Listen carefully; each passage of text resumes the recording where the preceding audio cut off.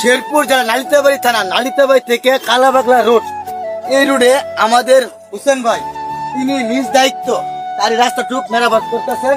প্রায় 9 কিলো রাস্তা হোসেন ভাই তার জন্য করতেছেন, তার স্বার্থের জন্য নাকি জনগণের সেবার জন্য। হোসেন ভাইয়ের কাছ থেকে আমি জানতে চাই, হোসেন ভাই আপনি যে নিজের গাড়ি দিয়ে দায়িত্ব প্রায় 9 কিলো রাস্তা আপনি যে এভাবে নিজের দায়িত্ব কাজ করতেছেন, এটা কি আপনি স্বার্থের জন্য নাকি জনগণের জন্য? এটা জনগণের সেবা।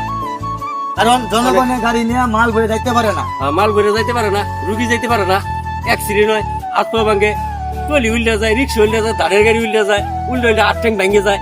তাহলে কইলাম যে আমি আজকে এই আজ প্রায় কতদিন ধরে আমি 80 মাস থেকে এটা সিদ্ধান্ত নিয়েছি এই রাস্তাটা আমি একাই ঠিক করবো, কিন্তু টাইমে মিলে না।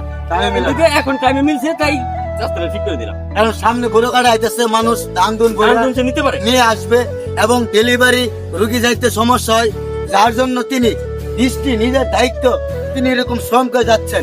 এটা কিন্তু আসলে তার না, এটা হইতেছে আমাদের ইউনিয়নের চেয়ারম্যান যদি আজ গুন্ডাতে ঠিকই যায়, সে যদি ফ্লো করতো অবশ্যই সে বেকু দিয়ে মাটি দিতে পারতো।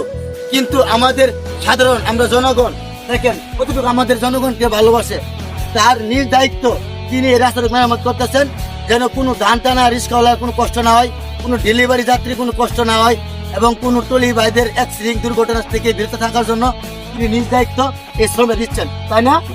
যাই হোক, তাকে আমরা কোনো কিছু দিতে পারলাম না, তার জন্য আমরা সবাই দোয়া করি যেন তিনি সুস্থ থাকেন, আরো এরকম রাস্তাঘাট যেন এইভাবে সবাই নিজ দায়িত্ব সবাই করি।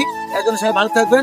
আসসালামু আলাইকুম। আর যদি আপনারা পারেন তাহলে ভিডিওটা এই ভাইয়ের জন্য শেয়ার করবেন যেন সবাই দেখতে পারে।